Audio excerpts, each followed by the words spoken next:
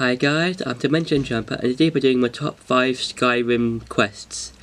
Now Skyrim is well known for its open world, the fact that you can do whatever you want, and you can even not do the main quest at all until like much later in the game, and it's quite well known for its majority of side quests and main quests and other kinds of quests, and this is going to be some of my top 5 favourites. So now for number 5 is the Dark Brotherhood side quest. Now what I like about this quest is that it's one of those choice quests, kind of like how in Skyrim you have to choose between either Stormcloaks or the Imperials in the Civil War, and in the Dark Brotherhood quest you can either choose to kill Astrid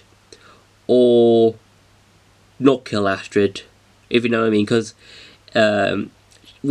even in order to activate the quest, you have to go all the way to Windhelm, I think, and basically talk to this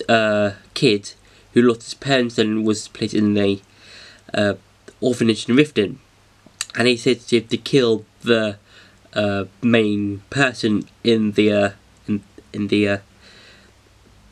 orphanage, and once you do that, you'll be contacted by the Dark Brotherhood by fear of letter,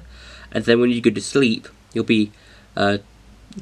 of like drugged and taken to this little shack in the middle of nowhere, and you'll be talking to Astrid, who's like the main head person of the Dark Brotherhood, and she tells you either to kill. Well, she tells you to kill one of the people that she's brought up and tied in the other side of the shack, and now if you choose to kill one of the people in the shack with you, you'll be able to join the Dark Brotherhood. But if you kill Astrid, you have to go all the way to Solitude to tell one of the guard captain guys that you killed the head of the Dark Brotherhood. Now personally for me, I went for the Dark Brotherhood because I wanted to see how it went through, and you get to like kill a lot of people. Like you even get to kill the Emperor himself. It's like kind of like the main quest. Oh, not the main quest. They're like what the quest is leading up to. You get to do all these other smaller killings, but the main killing is of the Emperor of the whole of Tamriel. So yeah, for number 4 is the College of Winterhold side quest. And what I like about this quest is that it gives off a lot of mystery and lore to it, because it was like you were told that it was destroyed by, like, part of the college were destroyed by this sort of calamity sort of thing, and when you go throughout the quest, you are told, well, you get to see this orb that gives off some sort of magic power thing, and one of the guys in the college kind of goes crazy and wants to take it for himself, I think, and yeah, that's basically the whole thing. And the main problem I find in the quest was those ice wraith snake thingies, because when I first played the quest, I kind of found them to be difficult because I know that in Skyrim the monsters level up with you as you level up. And I think that's because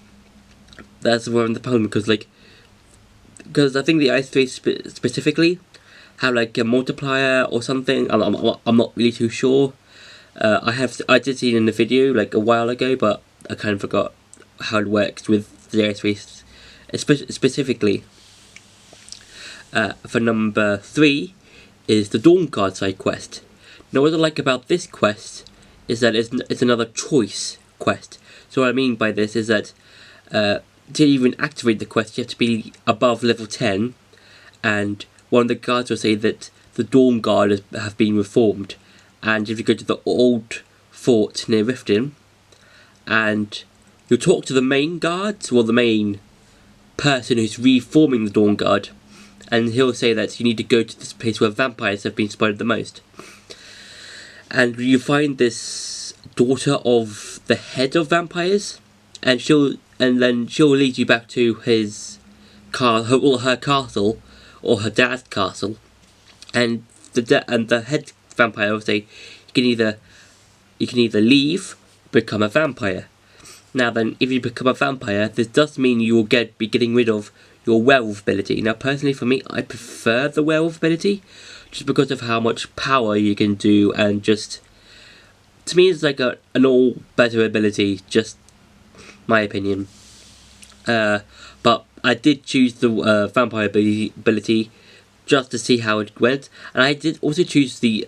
Dawn Guard, but later when I had to go into the soul world realm thingy, I did have to become a vampire just so I could do that. Yeah. So for number 2 is the Thieves Guild's quest. Now what I like about this quest is that when you can get activated in Riften, and you have to like talk to Brynjolf, and he'll say that you're like low on coin, and then he'll tell you to like do this sort of thing where to take a ring from one of the guys there and place it on another person, and then he'll tell you to like pay off some debts or something, then you're in. Now what I like about this quest is that it's kind of like one of those good guys who are kind of bad guys, but the good guys are actually the good guys, and one of the good guys is the bad guys, if you know what I mean. Because what I mean by this is that you are sent around Skyrim just and have to like destroy some beehives and in this like house manor thing, and you're then like going to like all this different stuff, and then told that the person who's kind of responsible for this was an ex-member of the guild, but she was framed from the current head of the Thieves Guild. And I kind of like how they kind of like made this sort of like a mystery, like, oh, there's this person who's doing all this stuff, but in actuality there's another guy who framed her for some of the things, like the murder of the previous master of the guild. And I do like how in the final fight between Mercer Frey, I think that's the guy's name, between you and Mercer Frey, you're on this Drimmer rune, and the room is basically just filling up with water. And when I first played it, I had no idea how to like get out of that particular room, and I just like died a bunch of times. But I did finally find out that I had to go through this particular opening in the ceiling, and yeah. For number 1 is the companion side quest. Now, this is personally my all-time favourite quest, mainly because of the werewolf ability and just a lot of other things, because you can basically join up when you first go to Whiterun, when you've just come from the place where you nearly died by a dragon. And what I like about this quest is that you can like it's mainly the werewolf ability, and I just love the people you meet in there, like Aella, Valkus, his brother, the master of the guild. And I just like it how at the end of the side quest you can free the old master of his werewolf ability, and he gives you the title of the new master. And I just feel like this is like the perfect quest in Skyrim, and if you're playing Skyrim, I personally say that you should try out this quest, because it is the best quest out of all of Skyrim.